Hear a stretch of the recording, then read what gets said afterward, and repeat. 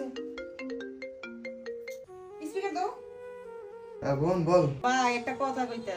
কি বলবি বল। রোজা আইছে ভাই, ঘর কোনো খরচ করতে নেই, আপনার জামাইয়ের কামাই বন্ধ। আমার যদি 5,000 টাকা দিতেন ভাই।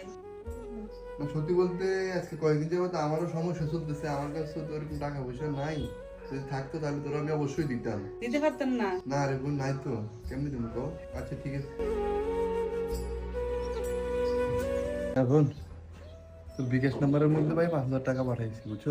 এটা কারোর বলার দরকার নেই। হ্যাঁ, এগুলো দিয়ে তুই যা যা লাগিয়ে ইচ্ছা তা তা কিনে নিস। হ্যাঁ, তুই ভালো থাক, আর বিশেষ করে তো ভাবিরে বলবি না কিন্তু। আচ্ছা ঠিক আছে। ভাই বড় ধন, রক্তের বাঁধন, বাবার অভাব করলে পূরণ।